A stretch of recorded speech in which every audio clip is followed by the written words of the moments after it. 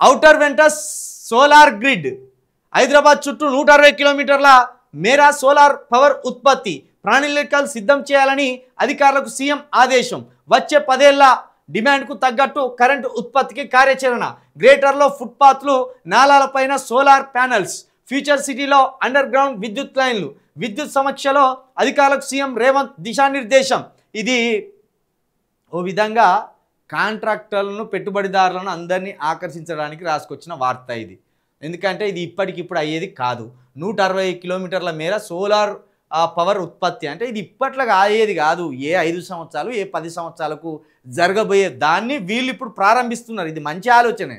కానీ దీని ద్వారా ఏంటంటే పెట్టుబడిదారులను ఆకర్షించే పనిలో భాగంగా అదేవిధంగా ఎవడైతే ఫ్యూచర్ సిటీలో ఆ ఫ్లాట్లు కొనుక్కోవాలి, అక్కడనే మనము ల్యాండ్ కొనుక్కొని ఇల్లు కట్టుకోవాలి, అక్కడనే హాస్పిటల్ కట్టాలని ఎవడన్నా వచ్చేటోడు, లేకపోతే అక్కనే ఎవడైనా ఇంటర్నేషనల్ స్కూల్ కట్టాలని వచ్చేటోడు, అక్కనే స్పోర్ట్స్ స్కూల్ కట్టాలని వచ్చేటోడు, ఇట్లా అందరినీ ఆకర్షించడానికి ప్రతి 2 నెలలకోసారో 1 నెలకోసారో ఈ ఫ్యూచర్ సిటీ పేరుతోటి ఇట్లా రకరకాల జిమ్మిక్కులను రాష్ట్ర సర్కారు ముందటేసుకుంటున్నది. ఇది దీంట్లో వార్త ఏమున్నది? ఇది స్పాట్ వార్తనా? ఇది అనాలిసిస్. ఇది ఇట్లా ఉండబోతుంది ఫ్యూచర్ సిటీ అని చెప్పేది వచ్చే 10 ఏళ్ళ. అదే చెప్తానం కదా మనం. ఇప్పుడు అయ్యేది కాదు.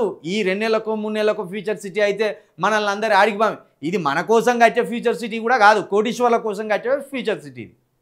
సామాన్యునికి అక్కడ చోటు లేదు. ఫ్యూచర్ సిటీలో సామాన్యుడు అంటే ఎవడు ఉండడు. అక్కడ గజానికి ₹1,00,000 పెడతారు సింపుల్గా. మళ్ళీ ఇక్కడ జూబ్లీహిల్స్ ఉన్నోడు అక్కడికి పోతారు ఫ్యూచర్ సిటీ దగ్గరికి. ఇదే ఇంద్రానగరు, బంజారా హిల్స్, జూబ్లీహిల్స్ ఒకప్పుడు హీరోలు, యాక్టర్లు, ప్రొడ్యూసర్స్, రాజకీయ నాయకులు, బిజినెస్ మ్యాన్స్ ఉండేది. అక్కడికి సామాన్యులు ఎప్పుడైతే వేయంలో అక్కడి నుంచి యాక్టర్లు ఎక్కడికి వేయంలో శంషాబాద్కి వెళ్ళిపోయింది. ఇప్పుడు శంషాబాద్ నుండి ఎక్కడికి వెళ్ళిపోతారు? ఫ్యూచర్ సిటీకి వెళ్ళిపోతారు. మనం ఎక్కడోళ్ళంగా అక్కడనే ఉంటాం. దీనివల్ల మనకు జరిగే రూపాయి మందం బెనిఫిట్ లేదు. కాకపోతే మనకేదో గొప్ప జరుగుతుంది అన్నట్టు పేపర్లు నమ్మితే ముఖ్యమంత్రి గారు చెప్పే ప్రయత్నం చేస్తారు. ఇది దీంట్లో మన పాత్ర ఏం లేదు, దీంట్లో మన వాటా ఏం కూడా లేదు.